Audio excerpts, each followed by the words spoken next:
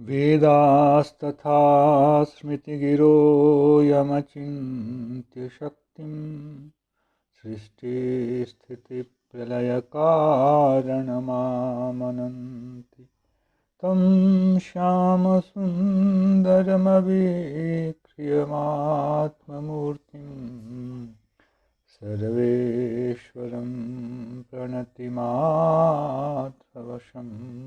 भजामः। अज्ञाननिरधिरुपैत्रियया विशोषं भक्तिः परापि भजते परिपोषमुच्चैः तत्त्वं परं स्फुरति दुर्गममप्यजस्रं साद्गुण्यभृत्स्वरचितां प्रणमामि गीताम्। नारायणं नमस्कृत्य नरं चैव नरोत्तमं देवीं सरस्वतीं व्यासं ततो जयमुदीरयेत्। हरे कृष्ण कृष्ण कृष्ण हरे हरे, हरे राम राम राम हरे हरे। गीता मंजरी का यह 100वां अंक है। वर्तमान में हम लोग श्लोक संख्या 222 के अंतर्गत देही शब्द पर कुछ विस्तार से चर्चा कर रहे हैं।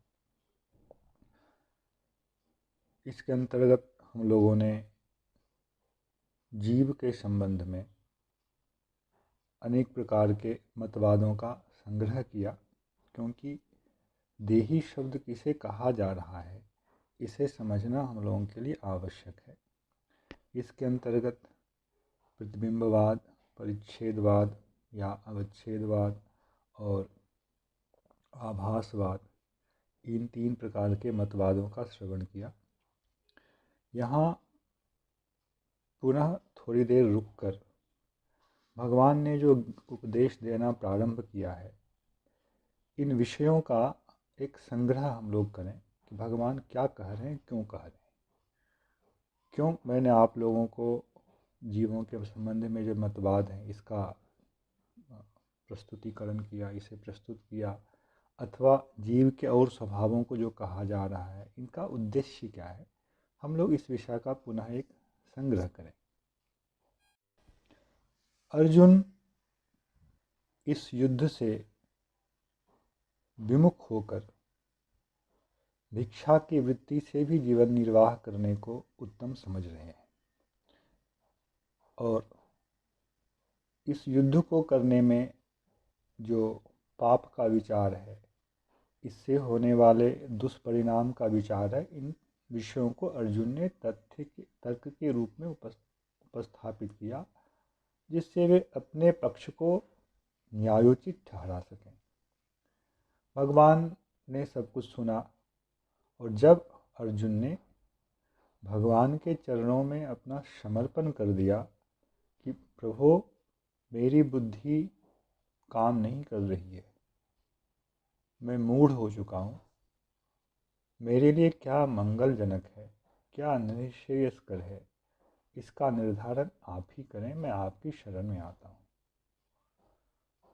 अर्जुन ने जब भगवान के चरणों में समर्पण किया, अर्थात अपने विवेक का भी समर्पण किया, तब भगवान ने अर्जुन को उपदेश देना प्रारंभ किया। उपदेश का जो मुख्य विषय भगवान ने पहले उठाया, वह विषय यह है, तुम कौन हो। युद्ध मैं करूँगा तो इसका ऐसा फल आएगा, अर्जुन ने इसको आधार बनाकर तर्क दिया था। इसलिए सबसे पहले भगवान अर्जुन जिसे मैं समझ रहा है, मैं युद्ध करूँगा तो यह फल होगा, तो मैं तत्व क्या है, अर्जुन को सबसे पहले इसका भली भांति ज्ञान देने का उपक्रम भगवान कर रहे हैं। क्यों? क्योंकि करने वाले को यह ज्ञात नहीं होता है कि मैं कौन हूँ। अब आप लोग ही सोचें कि हम लोग जब किसी कार्य को करते हैं तो उस समय मैं यह कार्य कर रहा हूँ, उस मैं का परिचय क्या होता है, यह जानना बहुत आवश्यक है। ऐसा यदि हम नहीं जानेंगे तो जब हम गलत परिचय के साथ किसी कार्य को करेंगे तो उसका फल भी हमें उसके अनुसार ही प्राप्त होगा। क्या करना है यह उसके बाद आएगा। युद्ध करना है, नहीं करना है, उसमें पाप लगेगा, पुण्य होगा, यह भी विषय बाद में आएगा। किंतु जो युद्ध करने जा रहा है अथवा जो किसी भी कर्म को करने के लिए जा रहा है, उस कर्म का कर्ता कौन है, उसको करने वाला कौन है, इस बिंदु में यदि स्पष्टता नहीं है तो प्रक्रिया के पहले ही चरण में उस क्रिया को करने वाले के संबंध में ही जब हम अज्ञान से युक्त हैं तो फिर उसका फल तो गलत होना ही है। अर्जुन ने पूछा मंगल मेरा किस में होगा, तो यह जानने की आवश्यकता है कि मंगल हम किसका करना चाहते हैं। अगर यह स्पष्ट नहीं है तो हम मंगल को प्राप्त ही नहीं कर सकते। किसको मंगल चाहिए? हम लोगों का वर्तमान में परिचय शरीर के साथ होता है। मैं अमुक व्यक्ति, अमुक शरीर वाला पुरुष अथवा स्त्री, अमुक का पुत्र, अमुक देश में रहने वाला, ये सब हमारे परिचय होते हैं। उन परिचयों के आधार पर हम किसी क्रिया को करते हैं। तो देह का मंगल कैसे हो? हम लोग प्रत्यक्ष में यह देखते हैं, देह तो दुख देने का साधन है। देही शब्द यहाँ आ रहा है तो देह किसे कहते हैं, इसे भी समझना आवश्यक है। तो देह की परिभाषा दर्शन शास्त्र में इस प्रकार से दी गई है, भोग का जो आयतन है वह है देह। आयतन समझ सकते हैं स्थान, भोग का जो स्थान है वह है देह। भोग क्या? तो यहाँ हम लेख लेते हैं सुख का भोग और दुख का भोग, और जितने भी प्रकार के भोग हैं उन सभी भोगों का अंत इसी रूप में होता है, या तो वह हमारे लिए दुख लेकर आता है अथवा सुख लेकर आता है। हम अच्छा भोजन करते हैं, इस शरीर से करते हैं, शरीर ना हो तो हम भोजन नहीं कर सकते, और फिर उस भोजन से हमें सुख की प्राप्ति होती है। यही है शरीर किसे कहना, देह किसे कहना।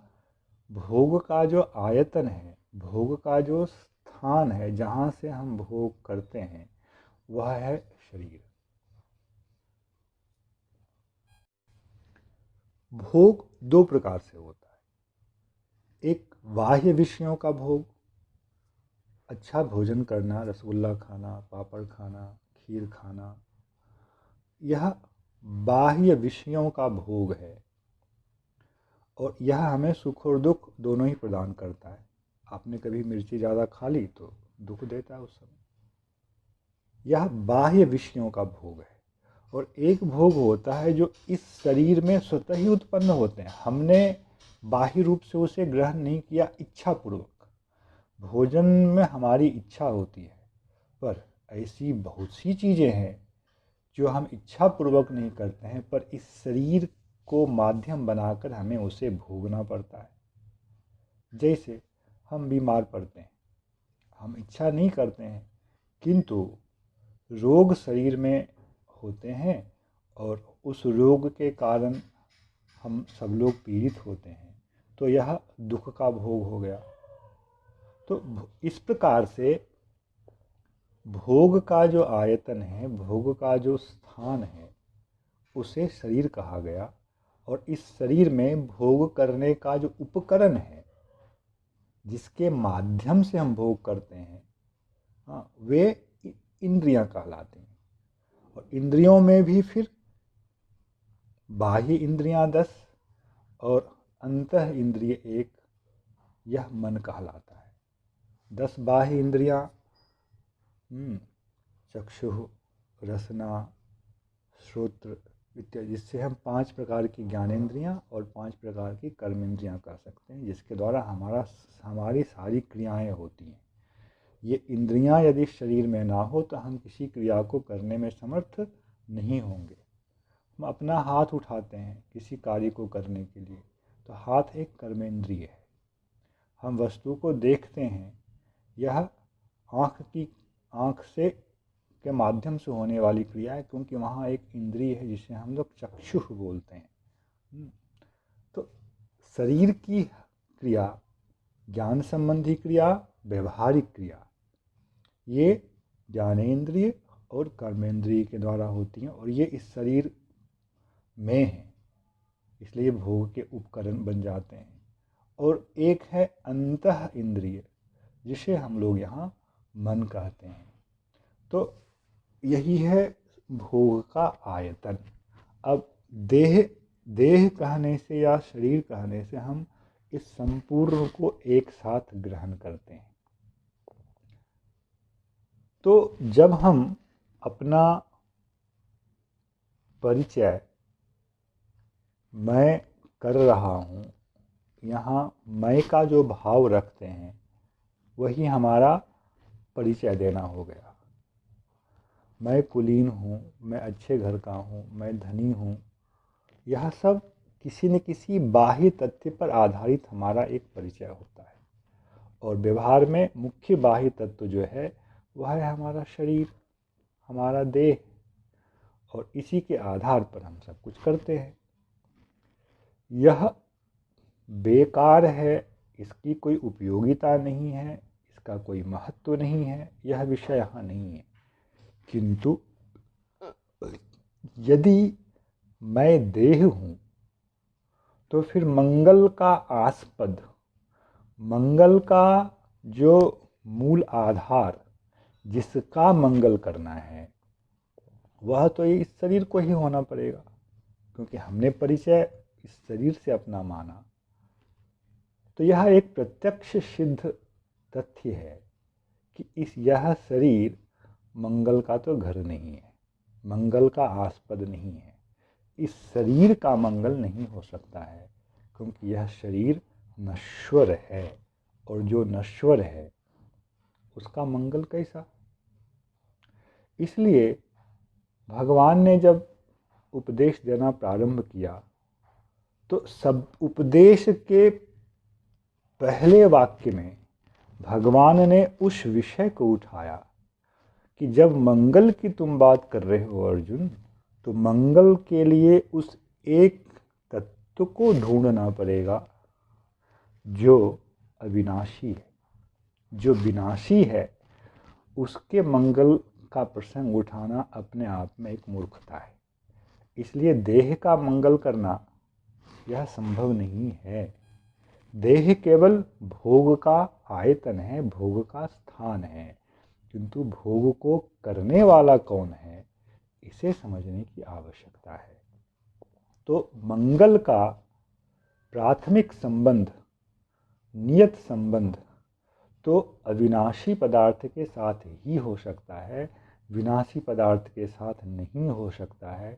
इसलिए पहले तुम यह जानो कि मंगल किसका करना है, और जैसे ही तुम उस विषय पर अपने ध्यान को केंद्रित करोगे, मंगल किसका करना है, मंगल उसका करना है जो अविनाशी है, तब तुम्हारे चिंतन की जो दिशा चल रही है, इस चिंतन की दिशा में ही बहुत परिवर्तन हो जाएगा। क्योंकि तुम जो चिंतन अभी कर रहे हो, उस चिंतन में जो तत्व सम्मिलित है, व्यवहार में आ रहा है, वह सब अनित्य है। वह चाहे तुम्हारा बाह्य स्थूल शरीर हो कि मैं कुंती का पुत्र हूँ, अथवा तुम्हारे अंदर का मन हो, यह सब कुछ बाह्य है और यह अविनाशी नहीं है। इसलिए भगवान ने सबसे पहले सत्य और असत का विवेक दिया। और वेदांत शास्त्र में, सांख्य शास्त्र में इसे नित्य अनित्य का विवेक कहा जाता है और यह पहला सोपान है अध्यात्म में प्रवेश करने का। इस विषय को वेदांत शास्त्र की दृष्टि से यदि देखें तो एक नया शब्द आप लोगों को सुना रहा हूँ। यह है त्वम पदार्थ का शोधन। त्वम, यह संस्कृत शब्द है त्वम, जिसका अर्थ होता है तुम। युष्मद इसको भी कहा जाता है और उसका जब रूप चलता है आप लोगों ने सुना होगा तम युवाम यूयम। तो त्वम नामक एक पदार्थ है, इसको बोलते हैं त्वम। आप बोलेंगे त्वम क्यों कहते हैं? 3 प्रकार के पदार्थ होते हैं, तत्पदार्थ, त्वम पदार्थ और इदम पदार्थ। मान लें कोई एक उपदेशक है, मुझे ही आप एक उपदेशक मान लें भी, और मेरे सामने आप बैठे हुए हैं। तो अब मैं जब आपको उपदेश दूंगा तो मैं क्या कहूँगा? आप ऐसा समझें, आपने यह कहा, आपने यह प्रश्न किया। इसी को हिंदी में सम्मानवाचक रूप में तो आप और सामान्य रूप में तुम कहते हैं, तुम और तू। तुम से ही तुम आया है, तुम शब्द की निष्पत्ति तुम से हुई। व और ऊ यह एक घर का होता है, बीच में तुम का व है वो ऊ बन गया और माँ का माँ रह गया तो बन गया तुम। तो सामने जो व्यक्ति है जिसको लक्ष्य करके कहा जाता है, जिसको लक्ष्य कर कहा जाता है, उसके लिए त्वम शब्द का प्रयोग होता है। और आपके सामने एक पुस्तक पड़ी हुई है तो उपदेशक क्या कहेगा? इदम पुस्तकम पश्य, त्वम इदम पुस्तकम पश्य, तुम इस पुस्तक को देखो। इस आपके सामने वह पड़ा है, उसको उन्होंने क्या कहा? इदम। तो वह आपसे भिन्न हो गया। तो त्वम पदार्थ उसे कहते हैं जिसको उपदेष्टा देखकर कुछ कह रहा होता है, और इदम पदार्थ उसे कहते हैं त्वम को छोड़कर जो कुछ भी दृश्यमान है, जो कुछ भी दिख पड़ रहा होता है, उपदेष्टा उसको क्या कहेगा? इदम, यह, इसे। तो यह सब इदम पदार्थ कहलाता है। और जो त्वम के अंतर्गत भी नहीं है, इदम के अंतर्गत भी नहीं है, उसको जब उपदेष्टा कहना चाहेगा आपके सामने तो क्या कहेगा? तत्। जो आप नहीं देख पा रहे हैं उसे जब आपके सामने प्रस्तुत करने का प्रयास करेगा श्रोता, वो उपदेष्टा, उपदेशक, तो वह कहेगा तत्। तत् का प्रयोग सामने वाले निर्जीव वस्तु के संबंध में भी हो सकता है, पर जो दृश्यमान नहीं है उसके लिए भी तो कुछ आपको एक सर्वनाम उपस्थित करके वह बताएगा। तो उसमें वह बोलेगा तत्। जैसे यहाँ तत् मान लें क्या? ईश्वर जो जगत के नियंता है, उसको हम लोग देख नहीं रहे हैं, पर उसके संबंध में जब मुझे कुछ आपसे कहना पड़ेगा तो मैं क्या बोलूँगा? तत्। उसको तुम नहीं कहा जा सकता है और ना ही इदम कहा जा सकता है। तो हमारे सामने 3 तत्व आए। तत्पदार्थ जो हमारे गोचर में नहीं है, आँखों से जिसे हम देख नहीं पा रहे हैं, उसका अनुभव हमें नहीं है।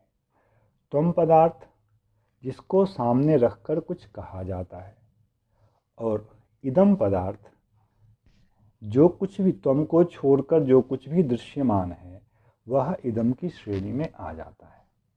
तत् त्वम और इदम, इन तीन पदार्थों में से, तीन तत्वों में से जो त्वम नामक पदार्थ है, त्वम नामक तत्व है, उपदेष्टा जब किसी को लक्ष्य कर कह रहा है तो आप सोचिए, मैं आपको कह रहा हूं कुछ, तो मैं किसे लक्ष्य कर रहा हूं? मैं आपके शरीर को लक्ष्य कर रहा हूं, इस शरीर के भीतर और कुछ भी है उसको भी लक्ष्य कर रहा हूं। लक्ष्य तो दोनों ही हो रहे हैं, पर अंतिम लक्ष्य कहाँ जा रहा है,